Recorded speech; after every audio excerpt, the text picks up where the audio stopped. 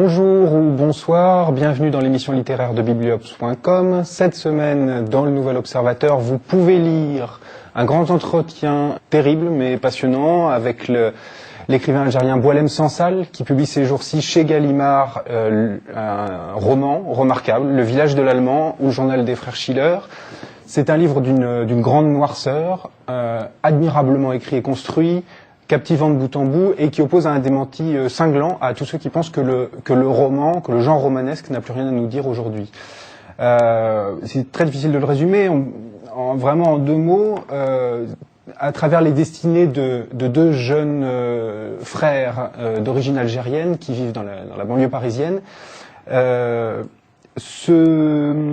L'auteur du Serment des barbares et de Poste restante à Alger tresse dans Le village de l'Allemand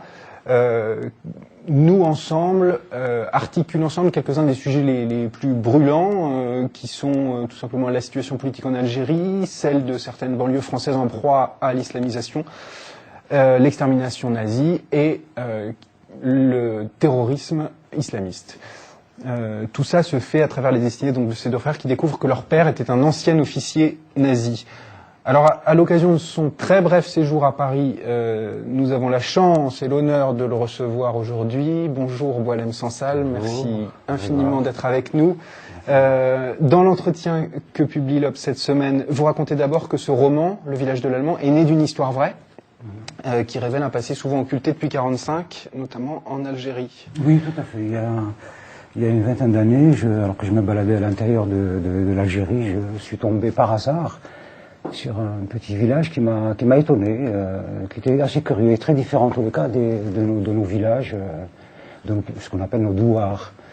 Et je me suis arrêté pour prendre un café et dans la ville, le chef-lieu de ce département, j'ai rencontré des amis, je leur ai posé la question et j'ai trouvé un drôle de village et ils n'avaient pas fini de dire ça, qu'on m'a dit « Ah, le village de l'Allemand ».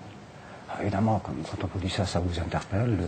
Et donc on m'a raconté que dans ce village habitait un ancien officier SS qui avait fui l'Allemagne après la débâcle nazie à travers la Turquie, l'Égypte, et qui, lorsque la guerre de libération a démarré, est arrivé en Algérie comme expert, conseiller militaire envoyé par Nasser auprès de l'état-major de l'ALN. L'ALN, c'est l'armée de libération nationale. Voilà. Et à l'indépendance, le gouvernement s'est trouvé très embêté d'avoir dans ses équipes un ancien SS qui avait traîné ses guêtres dans tous les camps d'extermination. L'Algérie a évidemment besoin de se construire une habité. C'était un État, un membre de l'ONU.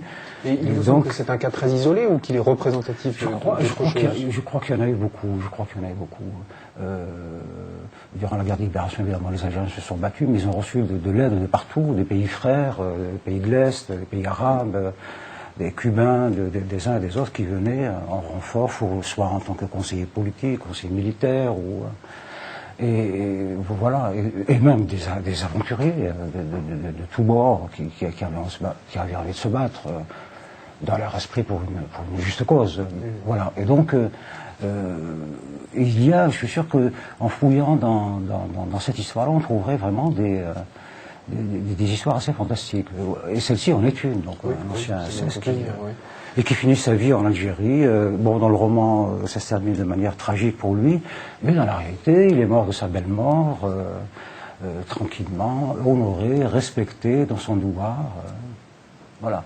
Et ça m'a interpellé. Voilà, un homme qui a participé à la Shoah, qui est le crime absolu, le plus terrifiant qu'a commis l'humanité au cours de son histoire, et qui finit sa vie comme un saint homme.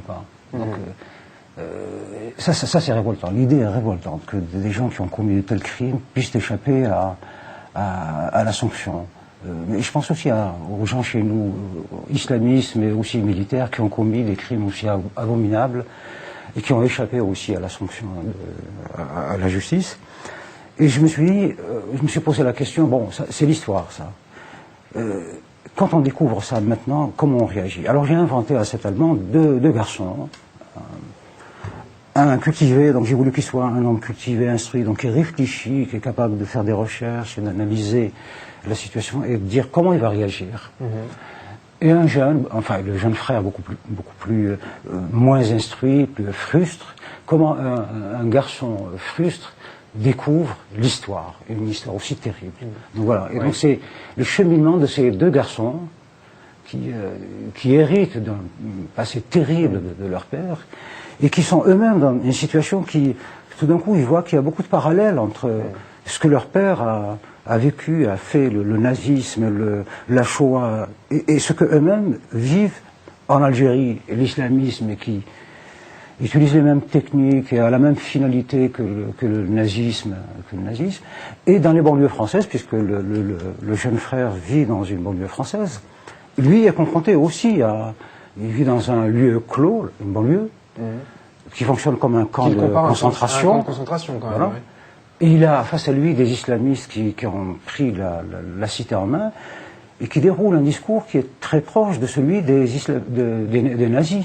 Alors là est-ce que vous n'êtes pas un peu caricatural, un peu excessif là dans ce sens-là? Bon, d'autant plus que ce parallèle, vous le reprenez quand même un peu à votre compte dans l'entretien. Là, vous dites que la frontière entre islamisme et nazisme est mince, ce qui peut choquer quand même un grand nombre de gens, y compris ceux qui sont attachés à la singularité extrême d'ailleurs de l'extermination, qui pourraient vous reprocher de banaliser le nazisme. Oui.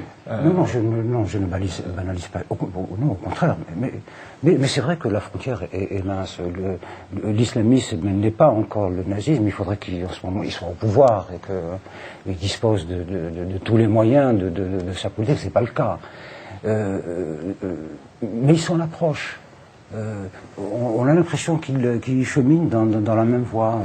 On a vu quand même en Afghanistan, lorsque les talibans ont pris le pouvoir, que ça a fonctionné un peu comme ça. Ouais. Voilà, c'est dans ce sens-là.